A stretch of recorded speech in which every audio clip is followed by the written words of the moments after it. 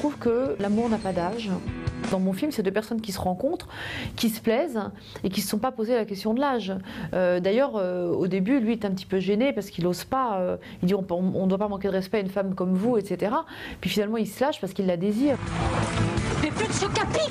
Mais pourquoi pas une pénurie de Nutella pendant que vous y êtes? Maman, il y a le feu! Je trouve que la femme n'a pas l'air, peut-être, de tenir les rênes, mais qu'elle les tient complètement.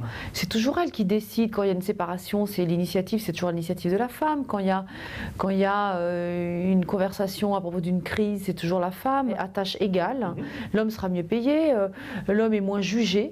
Dès qu'une femme à compétence égale peut avoir un petit point de faiblesse, c'est normal, c'est une femme, vous voyez. Oui. Donc c'est ce qu'on dit, c'est ce que disent souvent les chefs d'entreprise. Voilà, donc c'est vrai que c'est un petit peu plus vrai dans le monde du travail. Maintenant, dans l'amour, moi je trouve les femmes super fortes. Nous avons donc échange effectif de vos fonctions pendant 1 an. Heureux de démarrer une nouvelle vie. Je vais enfin pouvoir me reposer un peu. Je pense que peu importe qui travaille finalement, que ce soit l'homme ou la femme, et je pense qu'il faut être en alternance, parce que c'est très agréable d'être valorisé socialement, mais c'est aussi très agréable de ne pas avoir de pression et d'être chez soi avec ses enfants. Mais au bout d'un moment, on en a marre de rester au même endroit. Et c'est pour ça que j'ai fait ce film. Voilà, c'est plus possible. Qu'est-ce que tu fous de tes journées? Je peux pas tout le temps être derrière toi. En fait, les excès sont jamais bons. Les excès machistes sont pas bons, les excès féministes sont pas bons.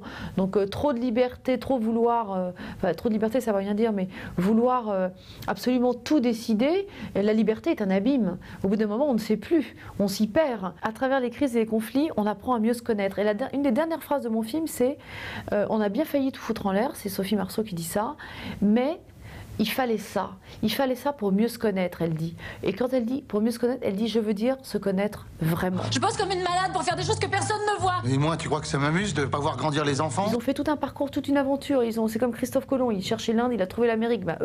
Elle cherchait à être chef d'entreprise, elle a trouvé qu'elle était au fond une femme qui voulait plus être proche de ses enfants.